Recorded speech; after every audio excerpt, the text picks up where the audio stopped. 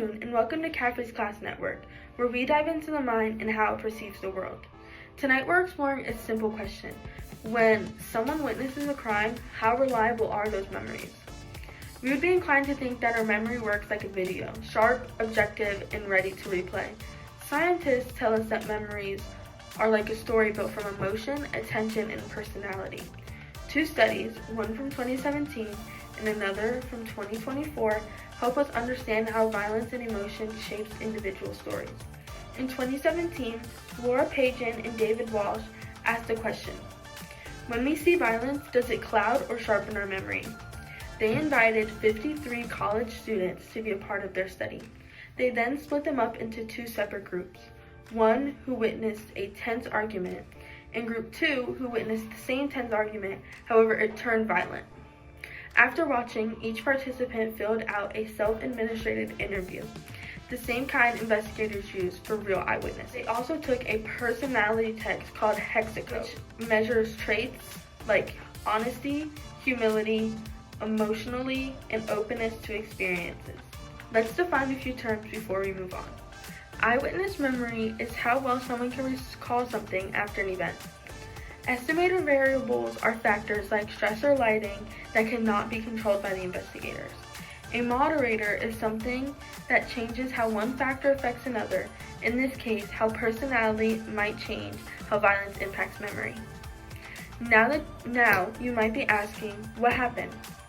The people who watched violent videos remembered more details, especially about what people did, like their actions, movements, and the heart of the scene.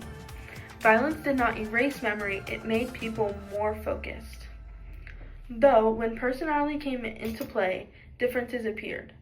People who scored higher in honesty and humility recall more accurate background details, mostly in calm situations. Those higher in emotionally or openness, more sensitive to imaginative, tend to make more mistakes when violence was involved. The takeaway wasn't some people are better witnesses, it's that memory reacts differently depending on who you are. Pagan and Walsh concluded that personality shapes how violence affects recall, that memory is personal. It's not about what happened, it's about how you experienced it. The idea that emotion and personality guide what we remember leads right into the most recent study that dives deeper into the emotional side of this topic.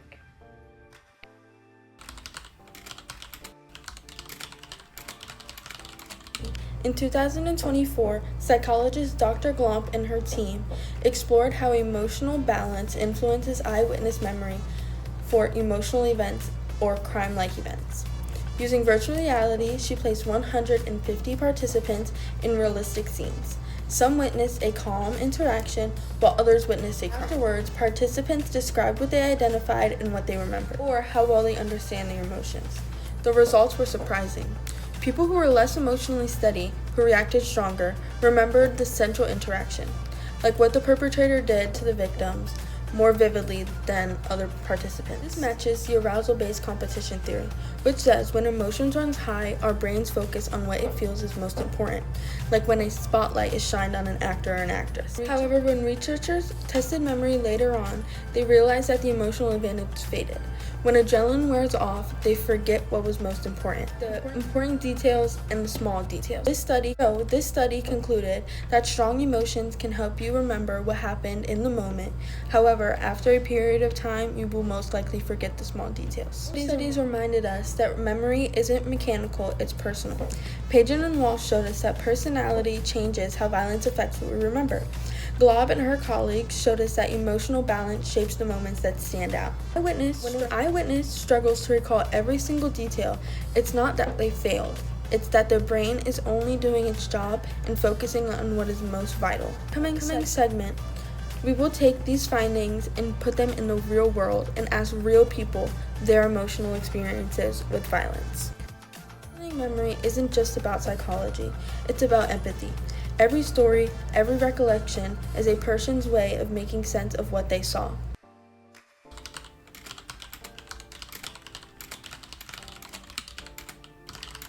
Hello, my name is CH, and today we are at Walmart in Burger King, and today we have Amaya. Amaya. Okay, so I have a question for you today. What are the emotions that are most likely to affect eyewitness accuracy during a violent situation? Fear, distress, anxiety, more probably. That's probably it. Okay, question. Have you ever experienced violence before? Yes, I have actually. Can you tell me something about it? Yes. So when I was 10 years old, there was a chase going on, and the guys were trying to get into my car, well, my mom's car at the time, and I was 10, and they were trying to break into our car to try to get away from the police and hide. And my dad had to go out of the car and get up the guy and hold him down until the police came. And we had to go, and it was pretty scary at the time because my mom was pregnant. It was a whole bunch going on. So yeah, it was pretty scary. That's crazy. But thank you for course. that, and that's all.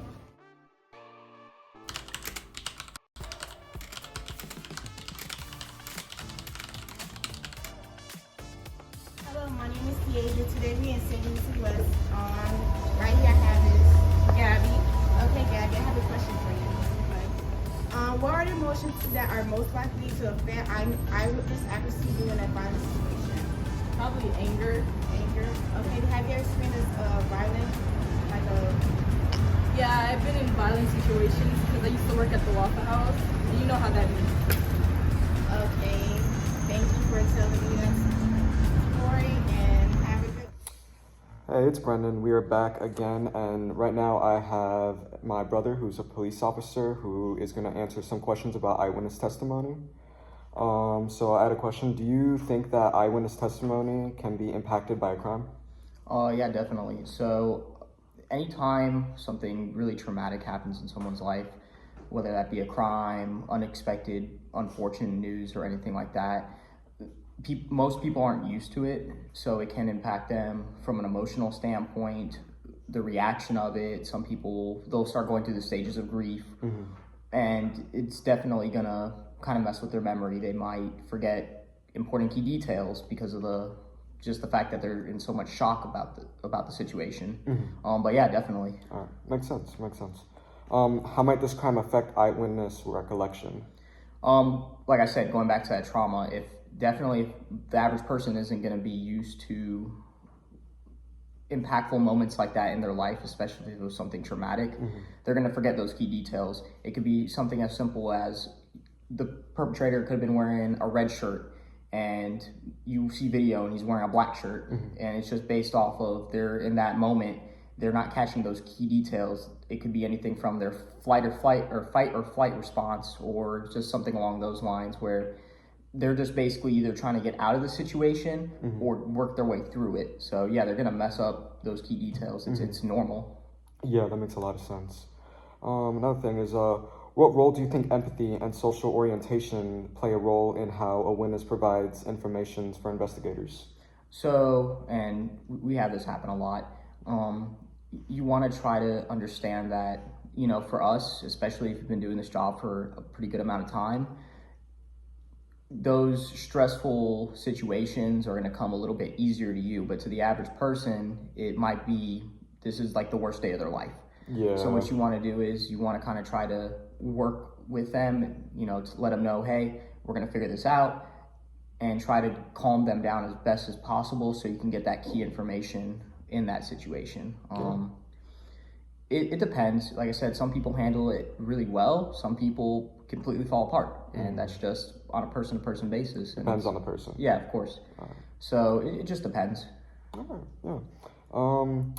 Besides violence and personality, what other factors do you think introduce inaccuracies and bias in eyewitness testimony?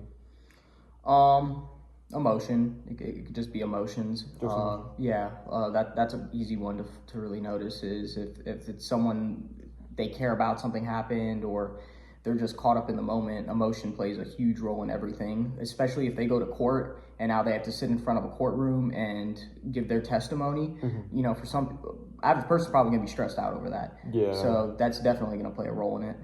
So they might forget some stuff due to those stressors. All right. What are methods to analyze participants' personalities?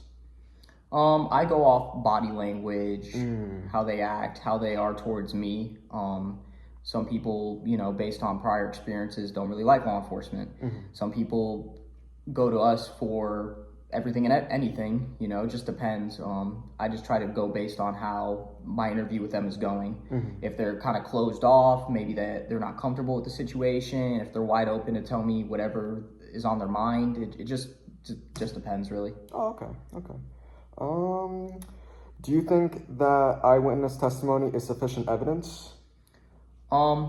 It depends. It depends on, I think it's a case-to-case basis. You might have a really good witness who saw the whole situation, can recall what they looked like, what they were wearing, the whole incident that occurred. You might get someone who is so shocked, they're trying to get on the phone, calling 911, and now they're trying to talk to an operator while trying to witnessing what's going on. Some people might completely black out and not remember anything that happened. So I think it just depends on, you got to ask those questions to see how good is this witness for this incident. All right, so depends on the situation pretty much. Yeah, it depends on, because each person's going to handle it differently. So it just depends. It's a great part of evidence. If I have a key witness in a case who saw the entire incident and can recall what they look like, even if they know the person, that person can now testify saying, yeah, I know him, this is what he was wearing, this is what happened, compared to someone who might have, had a bad angle from the incident or just saw it from an angle, it didn't capture the whole entire incident. So it just depends. Okay. I just have one more question for you. What, if any, are emotions that affect accuracy during a violent situation? Fear, anger, confusion. I mean, it could be any of those. Okay. You're gonna have some people who in a situation are going to be angry that it happened. You're going to have some person who's bawling their eyes out crying. It just really depends, but all those emotions play a role. Okay. Well, that's all I have for you. Thank you for taking the time for conducting this, and that's pretty much it. No problem. I'm going, bro.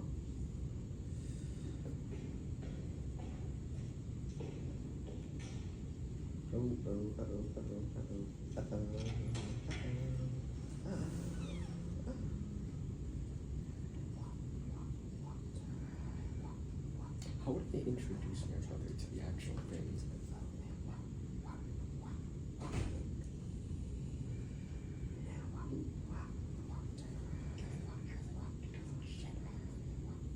It's okay, I'll just mute it.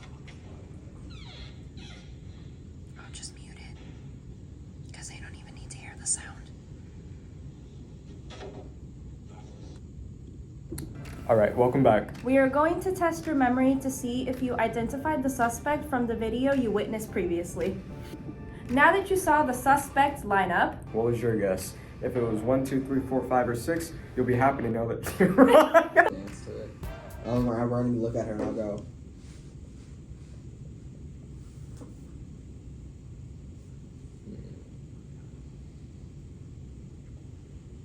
This is a good.